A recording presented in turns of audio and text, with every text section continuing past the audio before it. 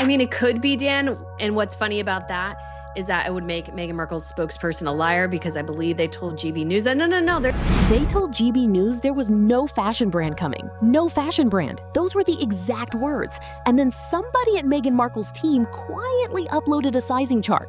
Date of the launch could be looming ever closer. She writes that eagle-eyed devotees did spot a new sizing chart for t-shirts appearing on her brand's website, both for adults and kids last week, although it was swiftly deleted. To the As Ever website, adult sizes, kid sizes, t-shirts, and then deleted it. Fast, but not fast enough. You already know what I'm about to say, because we've been watching this for years.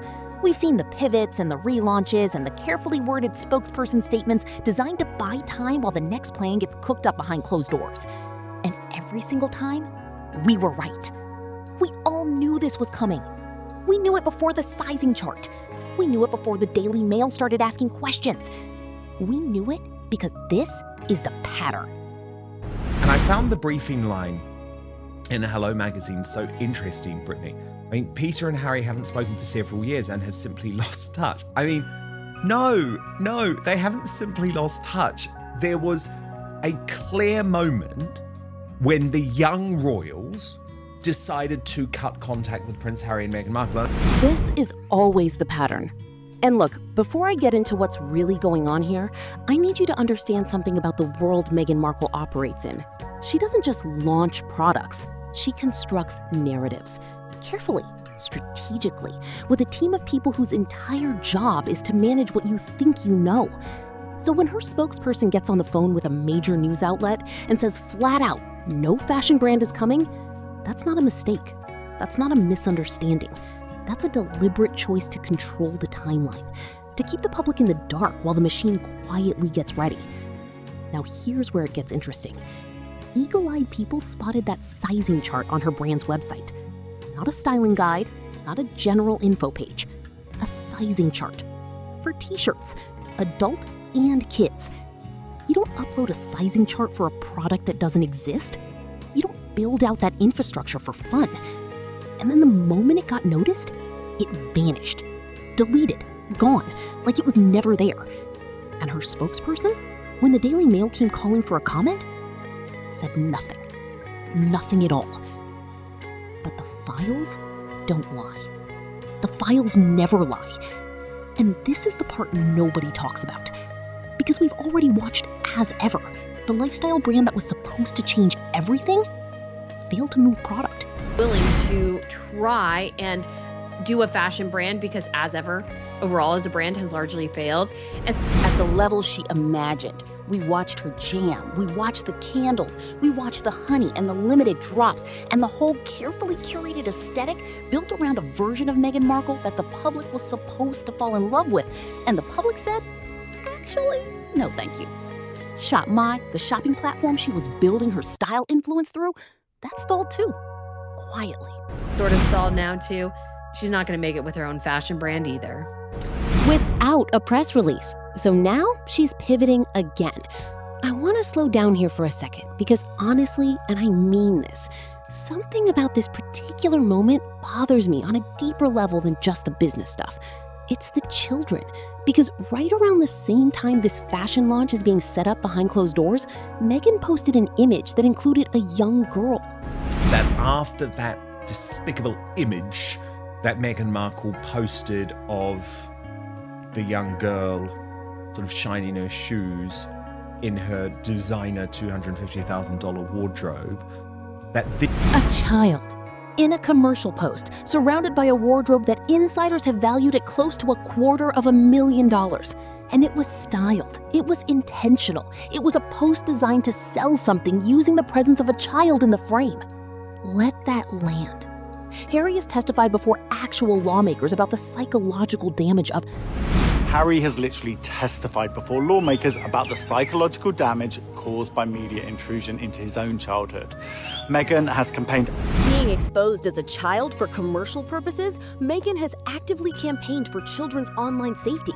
Actively for children's online safety legislation and backs the Responsible Technology Youth Power Fund.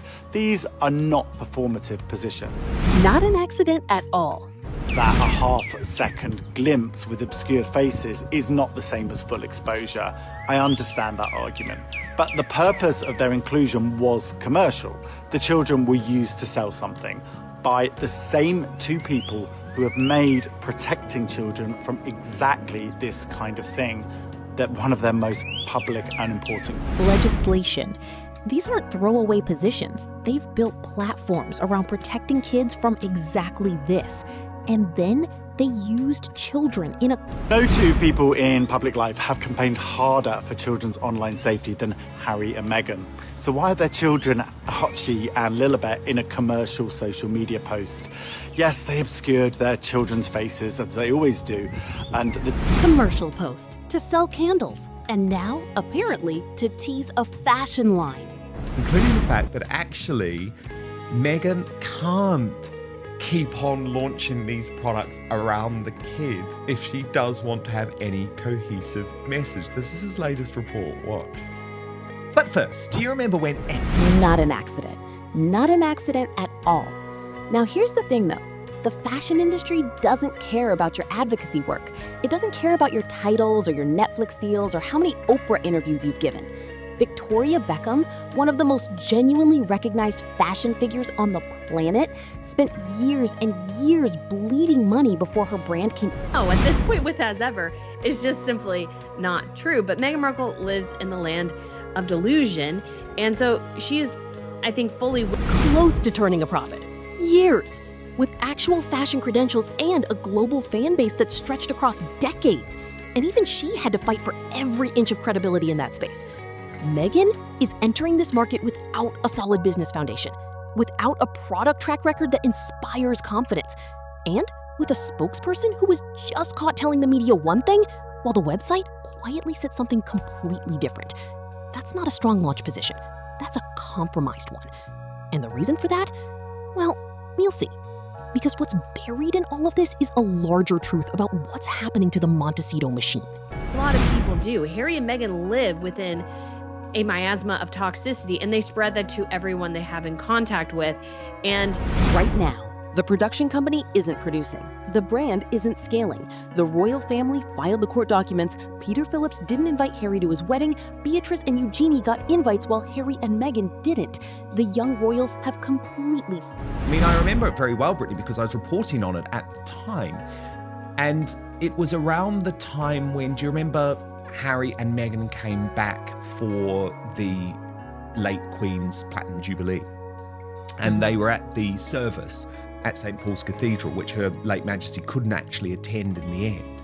And Harry and Meghan refused to get in the van with the other royals, which was taking them to the post-lunch at the St. Paul's Cathedral event. They just refused, and they didn't actually go to the event either, where all of the more minor royals were hosting tables.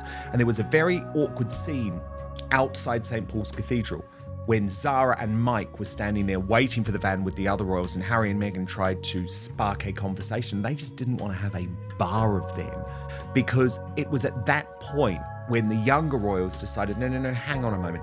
There's nothing reasonable about your actions. You're closed ranks, and every single attempt to stay relevant, to stay commercially viable, to stay connected to the royal identity that they claim they wanted to escape keeps hitting walls.